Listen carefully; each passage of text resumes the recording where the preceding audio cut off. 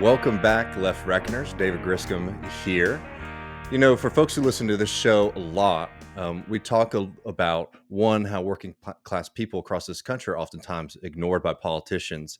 But another really important note is the fact that our water infrastructure in this country is in a horrible state of disrepair, and it's affecting millions of people. You know, sometimes we get these big stories like what's happening right now in Jackson, Mississippi, and they definitely deserve a lot of coverage. But the fact is that this is an event that is happening all across the United States. And on that, I'm really excited to be introducing our guest for today, Conor Halbleib, who's running for Congress in Kentucky. Conor, I mean, thank you so much for joining us today. Thank you for having me.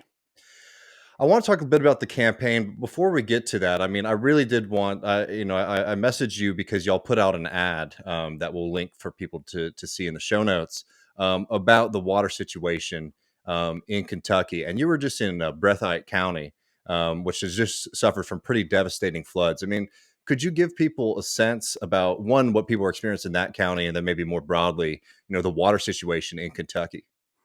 Right. So, first of all, again, thank you for having me.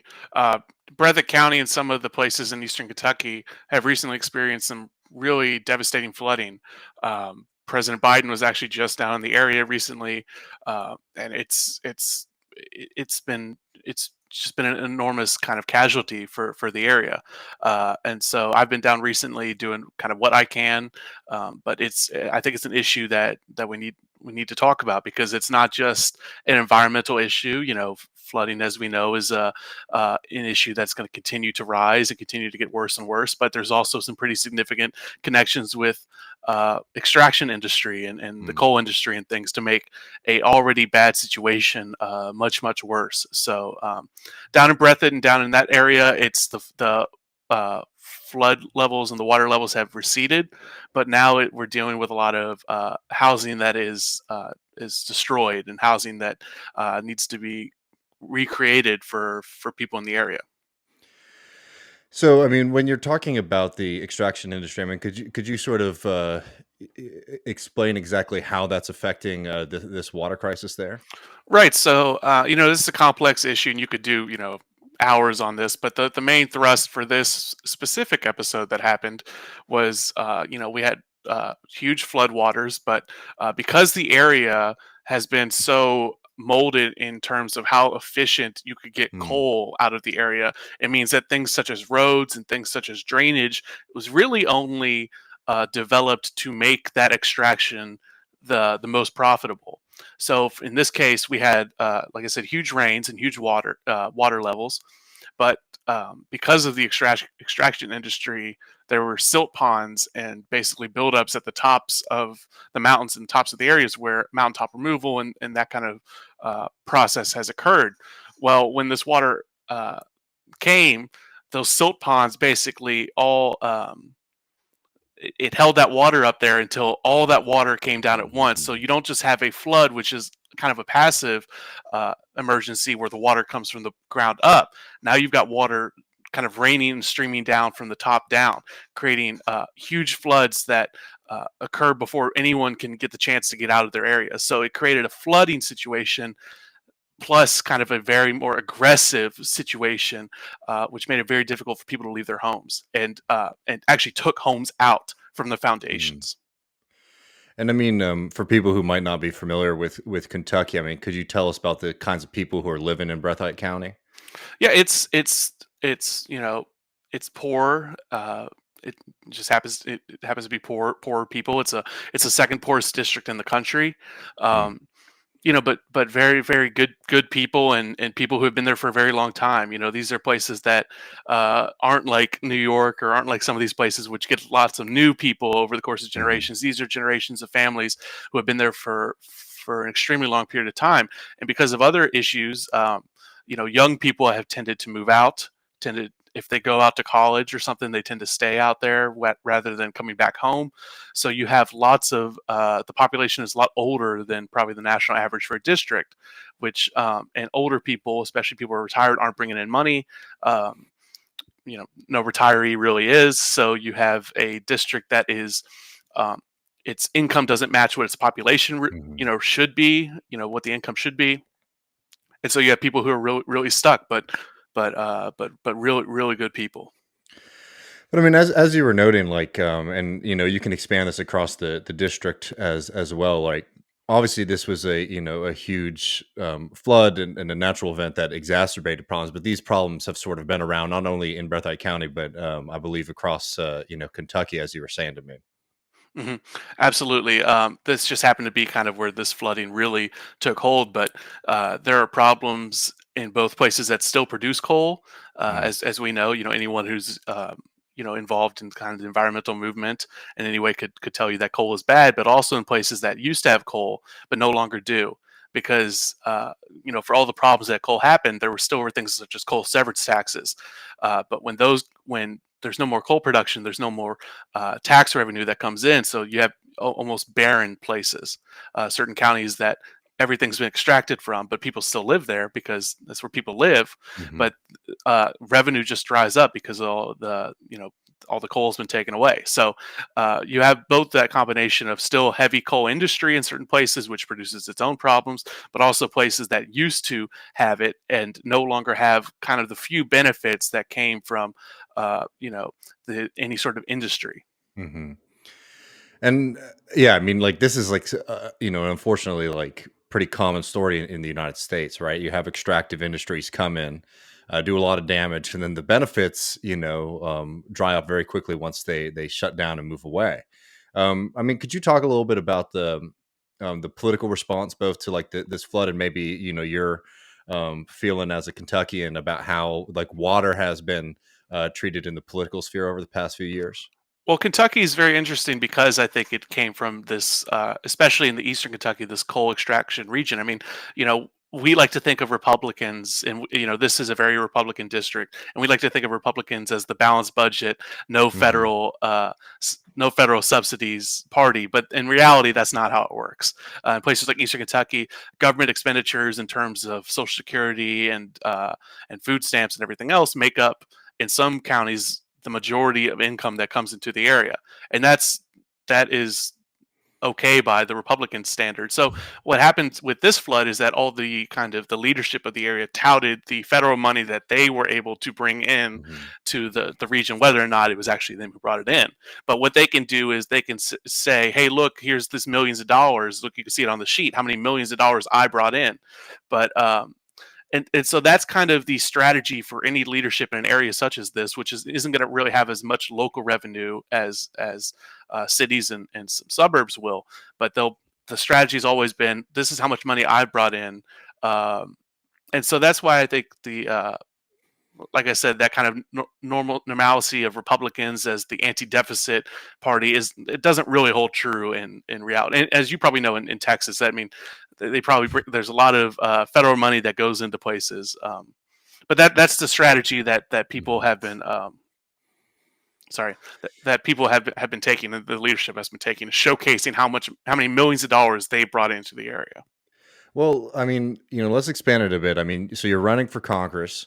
You're running in a district that most people would probably consider a pretty solid red district. I mean, could you, before we maybe even get into like the campaign exactly? I mean, could you tell the audience a little bit about yourself and what made you feel like this is the time for me to step up and try to run for office here? Right. So, yeah, thank you for giving me that opportunity. I'm just turned 30 years old. Just graduated from law school, and I was kind of at a point where I've always been interested in politics, and I kind of knew after all my schooling was over that I'd be involved in the political space. It's something I've always been interested in. It's something that I feel passionate about.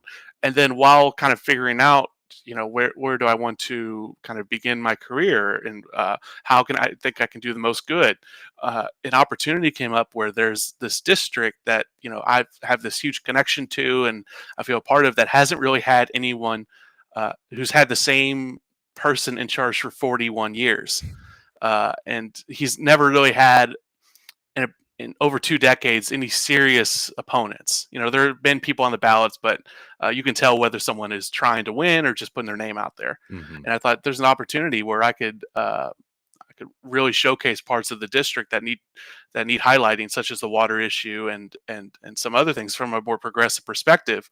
Uh, and I decided to take the opportunity and jump into the race. So, I mean, we talked a little bit about it with regards to Breathitt County, but I mean, could you talk about, who's in this district? I mean, maybe, I mean, we're assuming a lot of coal extractive industries, but some of the major industries, and also I'd be interested to know, like, the amount of union presence in that part of the state as well. Right. So, like I said, the district is the second poorest in the country. Last time, that changes, but last time I checked, it's the whitest district in the country, and it's the most rural district in the country. So those three things kind of come together to create a very kind of unique situation. As far as industry goes, the historical extraction industry uh, is still at the top, and not as much as it used to be. But we all know coal companies still make money, even if they Hmm. don't employ as many people as they used to. So that industry still has a huge control over the area. There has been some um, there has been some attempts to kind of produce a uh, somewhat of an agricultural industry, and then somewhat of some breweries and distilleries and things like that, and also to increase tourism. But those have their own limits, and we shouldn't really rely on one of those industries to really take hold and bring the entire district, out of poverty. As far as uh, union presence in the district is actually very interesting. This district, like I said, is very Republican and probably the most Republican on paper district in the state. But it also has one of the deepest historical union presences in the state. Both the mining industry and everything that goes along with mining, unions always had a presence in the area. Harlan County, USA, if you ever seen that documentary, is talking about that area. So while whilst the union presence isn't as big now as it once was, and really the biggest union is the United Mine Workers Union, which don't Hmm. really play by the same rules as other unions in terms of their politics. Um, there's still a huge kind of like I said, a historical presence and almost a nostalgia for what the unions brought. And people do still remember everything that the unions brought to them. So it's there. It almost needs to be uncovered, but in regards to comparison against other places in Kentucky, including Northern Kentucky and the Cincinnati suburbs, Eastern Kentucky has a far greater Hmm. history of Union presence in the area. Well, I mean, on that, I mean, so this is a district that, again, like typically not just leans, sort of falls over Republican. Mhm. I mean, where do you find your intervention here, policy wise? I mean, what are your signature policies, ideas that your campaign supporting that you think are going to be able to pull maybe more of those working class voters who might have voted Republican, in the last few elections over to your side? Right. Well, and that's also kind of one of the reasons that I chose to run and chose to run in this district. Like you said, on the surface, very Republican. Like you said, it doesn't just lean; it falls over Republican in a lot of ways. But also, poverty. Places that experience huge amounts of poverty, they're not necessarily as tied to the political party itself as other places are. Hmm. If a group of people is able to provide a community with resources and provide them with a sense of living, it really doesn't matter what the party is. But the being so kind of heavily Republican in a way, it allows me to kind of show what the progressive stance is versus the kind of centrist Democrats, which I'm not Hmm. focused necessarily on identity politics, whatever we say that is, or not focused. I'm focused more on healthcare for everyone. Focus Hmm. more on water rights, things that don't really matter whether you're Republican or Democrat. And in a sense, they're not even that partisan. They just, everyone wants to wake up and know that their water tap is running and it's not going to kill them. Hmm. So those are the issues that I believe, as a progressive, can really penetrate deeply in ways that other Democrats may not have been able to do in the past, couple decades. If we keep I keep the message very simple but very big. That's why I talk about healthcare and talk about water.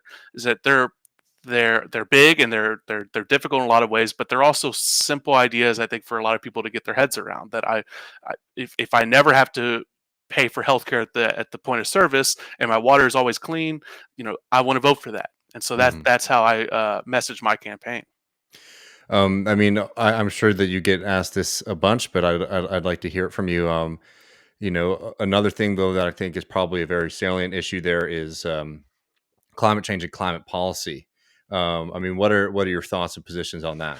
Right. So, like you said, I do get asked that a lot, and I have my own standards. I'm a supporter of the Green New Deal, and I would push for that in Congress. Now, how you message that is basically you say, look, in a state like Kentucky, 90% of the electricity we get still comes from coal.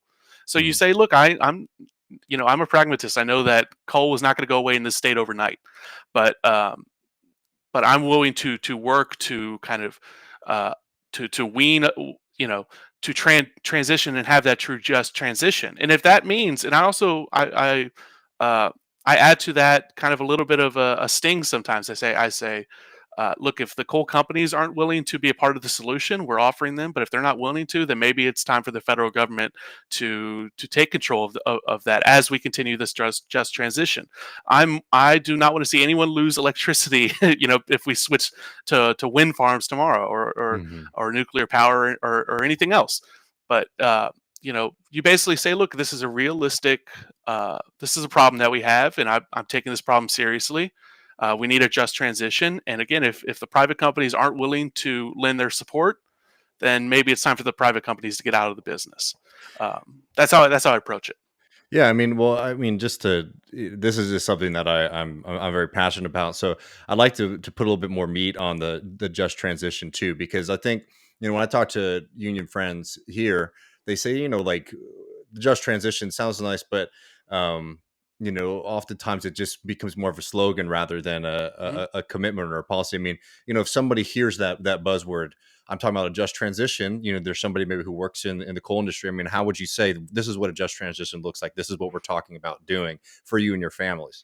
Right. You say that. Look, I'm not willing to sacrifice anyone's job. Um, to get there. Basically, I'm trying to do the opposite of when Hillary Clinton said we're going to put all the coal miners out of work. I'm if you say, hey, it's a two pronged solution. We need to get off of coal eventually. We can do that if we come together, and also uh, we want you to be a part of it. This is your Hmm. community. This. How can we do this in the best way possible? So you say it's just a two pronged approach. There's the environmental problem, but there's also the economic problem. We need to make sure that people continue to have jobs and continue to have income. Um, and if you just approach it like that and say, look, it's complex, but it's a real issue and a real problem that we can deal with. Approach people like adults and not like children. And I think that people respect that, and people are okay with figuring out what the solution really is, Hmm. while maintaining that my ultimate goal is no fossil fuels in the future. How do we get there? What's the steps taken? Hmm. Well, could you describe a little bit your opponent in this race? Yeah, I'll talk briefly about him. So my opponent's name is Hal Rogers. He's a very interesting individual. He's one of these Congress members that most people probably have never heard of. Um, but he's also been in office since 1981. He's currently the dean of the House, which means he's the longest serving member after the passing of Don Young. Uh, he is also a very reliable Republican courtier, able to do whatever the Republican Party wants. He was chair of the House Appropriations Committee. That's how much trust they had in him to deliver the Republican agenda. Um, he also, like I said, has gotten criticism from both Democrats, as as this Republican behemoth, but also from Republicans who, especially the libertarian types, who think that he is not talking about the fiscal responsibility Mhm. enough. But in that way, he has maintained control over the area because he goes and says, "Look how many millions of dollars I brought to the area." The main thoroughfare through Eastern Kentucky, the main highway, was renamed from Daniel Boone Parkway, a very cool name, to the Hal Yeah. Rogers Parkway. I mean, that's how Wow. much control this guy has over the area. Hmm. You literally have to drive on his namesake to get anywhere in Eastern Kentucky. Wow. Well, in the last couple of minutes, I mean, this is a big reason why Matt and I, launched Left Reckoning. Was we felt that in the U.S. left movement, particularly the progressive and democratic socialist side, there's a lot of hesitation or not a lot of attention paid to the struggles of working people in places like your district where people are really struggling, where there's a lot of people who have contributed a lot to this society, through their labor, through the generations. I think a lot of progressives sort of write off as either unwinnable or even as just as people that are just they're willing to sacrifice, and see them as political opponents instead of people who should certainly be in our political coalition. I mean, could you give folks, the picture to understand Kentucky, like as you understand it, as a place that you love dearly, and also your kind of hope for, a more progressive future in Kentucky as well? Thank you for that question. I think just first of all, Kentucky as a whole, uh, I love this state. It's a very kind of historical state. It's got lots of different regions. Kentucky really is almost five states in one. It's got East Kentucky with the mountains, Western Kentucky with the plains and where the agriculture. Louisville and Lexington and Northern Kentucky are all different. It's an amazing eclectic place. It's not too big, not too small. It's kind of that Goldilocks state in a lot of ways. So I love it, and I think in like you said, a lot of times Democrats have overlooked you know places in Kentucky and places in Texas and places all over the country where they feel they may not be able to get an electoral win right off the bat. But there's also some advantages to running. There's some obvious advantages in running in places that may not look that competitive on paper. One is that you're showing up. Is Hmm. that you want, if you're a national party, there in our country, there's really two national parties. And if you want to be seen as a national, powerful party, you have to be seen everywhere. You want someone anywhere in the country to be like, look, there's an opportunity for me to vote for a Democrat. I want to be on that team. The second thing is, honestly, it gives you an opportunity in places like Eastern Kentucky to push for policies that you may not feel as comfortable pushing in more 50-50 districts, because you can experiment and you can do different things that you can't do in other places. Both in places that are highly democratic in San Francisco, and also places like Eastern Kentucky. You're allowed to campaign and you're allowed to do things that you can't do in other places. And like I said, third is, if we're going to be the party of the people and party of labor, which I feel like, if you're going to believe in electoral politics, which as a candidate I happen to believe a little bit in electoral politics. Um, we need to ally ourselves with labor, particularly in working people, and in general. And working people don't just live in a few places; they live all over the Hmm. country. And you need to be seen all over the country, because again, you're experimenting, you're trying different things, and again, people in places like this aren't as tied to the party itself as they are tied to some of the ideas that come out. So if you hit the right note and you hit the right button, people will be behind you. Maybe not this time, maybe not the next time, but people will, things change, and people change. So those are kind of the reasons that I feel that places like this, you know you can run a campaign in a place like this for not a lot of money, Hmm. and see what exactly works, and get people on your side, and form those coalitions and form those groups, and build a bigger movement that uh, can coordinate with other places around the country and build a true, like, national party. And I mean, I would just add that on the national note too, that like there is another advantage wherein, in places where the Democratic Party isn't as strong, there's more opportunity for people with our politics to sort of come up versus like, there's been a lot of success, for example, in New York, and I think continue doing that. It's wonderful. But you realize that, they're having to fight, like a couple different battles, both one to get those policies in place, and then also fighting with their own party, which is trying to sort of, discipline membership and get them to vote and participate in politics in a certain, in different way in places where that power is a little bit less, strong. Um, I think there's definitely a big advantage for folks who want to push for more progressive policies that might be harder to do in a place that has, we have to go through a kind of Democratic Party institution to get on the ballot. Exactly. I have to fight on one front. It's a difficult Yeah. front. I have to fight the Republicans, but I don't have to fight any other Democrats. I can do what I believe is right, and be a part of the coalitions I want to be a part of, and have, like you said, have a little more freedom. There are some massive benefits of running in places like Eastern Kentucky. Well, brother, thank you so much for joining us on Left Reckoning. If people are interested in learning more about the campaign, or people who might be living in the area want to see more, maybe get involved, where should they go? So the best place is my website, Conor, Conor, for the number 4 Kentucky.com. Conor4Kentucky.com. I'm very active on Twitter and very active on Facebook, but all my links are on my website. And again, I just wanted to say thank you so much for having me on. I know that Michael would be very proud of what you all are doing. So I just wanted to let you know that. Well, thank you very much, Connor. Appreciate it. Thank you.